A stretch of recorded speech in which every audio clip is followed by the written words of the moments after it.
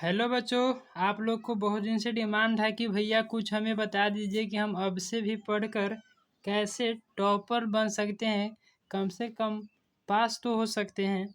इसके लिए हम कुछ स्टूडेंट के जो जीवन में जो प्रॉब्लम होता है पढ़ने के लेकर, उस पर हम कुछ टिप्पणी दे रहे हैं। समझिए, कहने का मतलब है कि जो अभी चल रहा है मंथ, अगस्त का मंथ है, अगस्त से पढ़कर मैट्रिक टॉपर कैसे बने, कुछ टिप बताएंगे कि अगस्त मतलब जो अभी जो मंथ चल रहा है उससे भी हम पढ़कर कैसे टॉपर बन सके। यही है, कहते हैं कि स्टूडेंट के जीवन में क्या प्रॉब्लम आता है।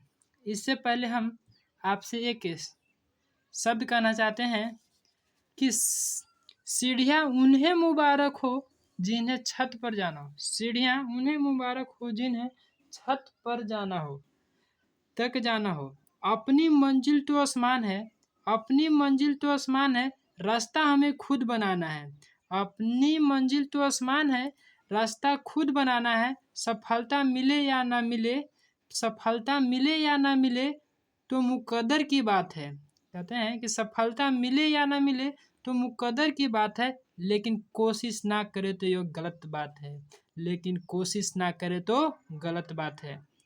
कहने का मतलब इससे हमें यही मोटिवेशन मिला कि जीवन में आगे तो हर इंसान चला जाता है, लेकिन कुछ ऐसा करे जिससे हम आगे आसानी से चला जाए। जिसलिए कोशिश करना तो हमारा अनिवार्य है। अब हम बात करते हैं स्टूडेंट लाइफ की प्रॉब्लम के बारे में। जो देखिए, जो स्टूडेंट लाइफ की प्रॉब्लम है, पहला स्टूडेंट का प्रॉब्लम आता है कि समय नहीं है। पहला क्या आता है कि समय नहीं है। दूसरा प्रॉब्लम है सिलेबस बहुत ज़्यादा है। और तीसरा आता है कि पढ़ने में मन नहीं लगता है। चौथा है कि पढ़ने का सही तरीका मालूम नहीं है। चौथा, कब पढ़ें, कितना पढ़ें और कैसे पढ़ें। ये आपका 50 सवाल है। कहते हैं समय नहीं है।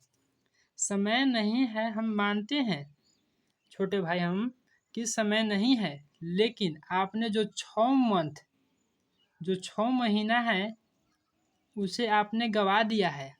अब सिर्फ आपके पास बचा है तो 6 महीना ही बचा हुआ है। आप 6 महीना में क्या किए ना किए, उससे ज़िंदगी में आने वाला जो रिजल्ट होगा वो आपके भविष्य तय करेगा कि आप कैसे थे, आप कैसे पढ़ने के लेकर अथी थे। इसलिए अब हम आपको अनुरोध करते हैं कि 6 महीना सिर्फ डेडिकेशन के साथ पढ़िए बस, और कुछ ज़्यादा मत कीजिए। समय अभी भी है, समय आधा गया है, आधा बचा है। अगर आप आज नहीं सुधरते हैं तो आने वाला समय में आपको कोई फेल हो जाइएगा, रोइएगा। आपका माता का, आपका पिता का, आपके गांव में बहुत निंदा होगी। न आपके माता पिता गांव में सर उठा के चलेंगे, न किसी के सामने जाते होंगे, लेकिन उस दिन नहीं जाएंगे ताकि कोई पूछ दे कि मेरा बेटा का, तुम्हारा बेटा का रिजल्ट क्या आया है।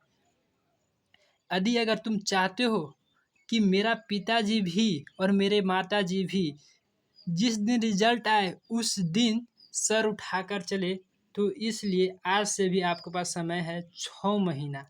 आप आराम से 6 महीना में बहुत कुछ ज़्यादा पढ़ सकते हैं। आप 6 महीना में मतलब जोड़ लीजिए, एक मंथ में 30 दिन होता है तो 6 महीना में लगभग हो गया 180 दिन आपके पास है, आज भी से भी है। आप गुना कर लीजिए, एक दिन में 24 घंटा होता है तो आपके पास कितना घंटा बचेगा। आप पर डे कम से कम स्कूल जाते हैं या कोचिंग जाते होंगे, उसके अलावा आप 8 घंटा सिर्फ पढ़ लेते हैं ना पर डे, तो बहुत कुछ आप कर सकते हैं। आपका दूसरा सवाल है कि सिलेबस ज़्यादा है। मेरा भाई, सिलेबस ज़्यादा नहीं है। 10th क्लास में हो, 10th क्लास का जैसा ही सिलेबस पूछा जाता है। यदि अगर तुम्हारे माता पिता, अपने से सोचो, खेती करते होंगे, आप सभी बच्चे तो किसान से ही बिलोंग करते होंगे। कहते हैं अगर आपके माता पिता वो घामा में, वो दोपहरिया में कहे कि आज बहुत घामा है, समझो वो कैसे खाना आपके लिए जुटा सकते हैं। लेकिन नहीं, तुम्हारे पिता या माता लगे हुए रहते हैं, नहीं आज हम नहीं कमाएंगे तो हम ज़्यादा कैसे कर पाएंगे। इसलिए हम कहते हैं सिलेबस कोई ज़्यादा बड़ा नहीं है। आपके पास सिर्फ 6 सब्जेक्ट पढ़ना है। आपके पास 6 सब्जेक्ट सिर्फ पढ़ना है। जो आप कह रहे हैं कि सिलेबस बहुत ज़्यादा है, आप मुश्किल से हिंदी को जो छोड़ दीजिए और संस्कृत छोड़ दीजिए। हिंदी तो आप 1 मंथ में भी कर लीजिएगा अगर आप डेडिकेशन के साथ पढ़िएगा तो। सिर्फ़ आप ज़्यादातर भी मैथ पे ध्यान दीजिए।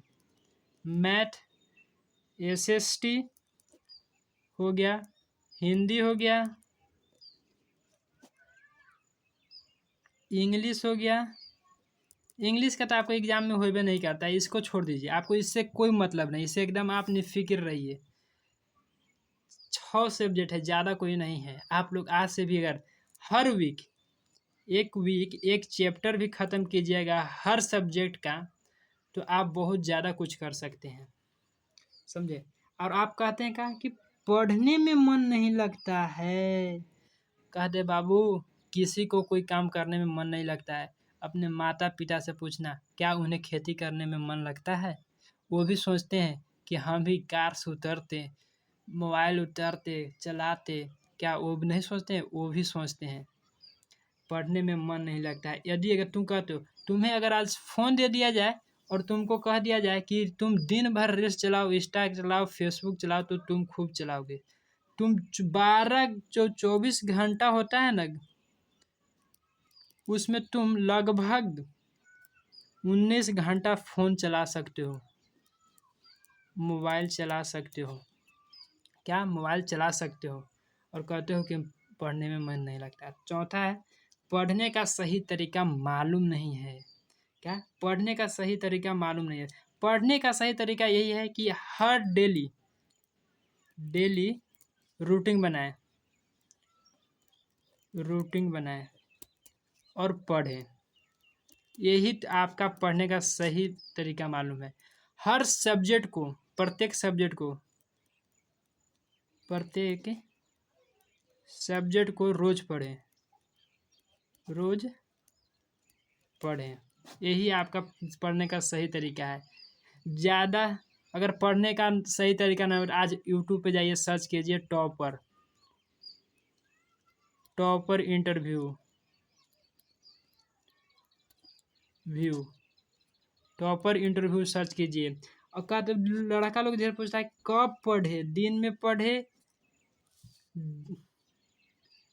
में पढ़े या रात में पढ़े।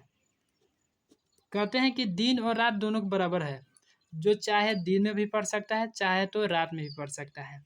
कहा जाता है कि कावा को दिन में बहुत बेहतरीन दिखाई देता है तो वह दिन में अपना शिकार करता है, लेकिन उल्लू को वही रात में दिखाई देता है तो वह रात में अपना वो शिकार करता है। इससे हमें यह सीख मिलती है कि कोई कहे कि हम रात के पढ़ते हैं, कोई कहे कि हम दिन के पढ़ते हैं, उससे हमें नहीं रहती होना है, घबराना है। हम कब पढ़ते हैं हम अपने आप में ढूंढ सकते हैं कि हम कब पढ़ते हैं, उसी समय पढ़ें। कितना पढ़ें? आप सिर्फ 8 घंटा पढ़ें हमारा दिमाग से। काची स्कूल कोचिंग छोड़कर 8 घंटा सिर्फ सेल्फ स्टडी करें। सिर्फ सेल्फ स्टडी करें कोचिंग और स्कूल को छोड़ करके। हमको मानते हैं 8 घंटा में तो यूपीएससी जैसे एग्ज़ाम क्रैक कर देते हैं। आप लोग किसी का इंटरव्यू में सुने होंगे। कैसे पढ़ें? हम आप लोग को ज़्यादा से ज़्यादा देंगे राय। और स्कूल कोचिंग आप जहाँ भी जाते होंगे वहाँ का जो आपके सर हैं वो आपको नोट्स देते होंगे या नोट्स पढ़ाते होंगे, तो जो लिखे हो नोट्स है, सिर्फ आप नोट्स को कंठस्थ याद कीजिए। अभी आप लोग ऑब्जेक्टिव के फेर में मत पढ़िए। ऑब्जेक्टिव चैप्टर वाइज मैं भी करवाऊँगा, हड़बड़ाइए मत। और जो परीक्षा के जो अंतिम घड़ी जब दिसंबर का महीना आता है, तो उस समय ऑब्जेक्टिव बहुत ज़्यादा पढ़ाया जाता है। हड़बड़ाइए मत। अब खाली सिर्फ आप थ्योरी के पीछे भागिए। अभी भी आपके पास समय है कि आप थ्योरी पढ़कर बढ़िया कुछ कर सकते हैं। अब आप लोग जो कमेंट में करते हैं कि मोटिवेशन सर, मोटिवेशन कुछ नहीं होता है भाई। सिर्फ अपने माता पिता की आंखों में झांक के देखो कि आज तुम उनके सामने खड़ा होकर पैसा मांग सकते हो। यदि अगर जिस दिन तुम्हारा रिजल्ट आएगा उस दिन तुम फेल करोगे, तो उस दिन तुम पिताजी के सामने कभी भी खड़ा होकर आंख नहीं मिलाओगे। मेरा यही मोटिवेशन है तुम्हारे लिए, समझे। और जाते जाते कह रहे हो कि कुछ शायरी बोल दो, तो शायरी तो आज नहीं बोलेंगे, लेकिन इतना ध्यान रखो कम से कम समय टाइम टेबल से पढ़ो। मेरा यही आपसे गुजारिश है। धन्यवाद। शेयर करें और सब्सक्राइब करें और ज़्यादा से ज़्यादा लाइक और फॉलो करें, ताकि मैं ऐसे मोटिवेशन वीडियो और आपके लिए बनाते रहे। हर मंथ आपको हम मोटिवेशन कर सकें। धन्यवाद।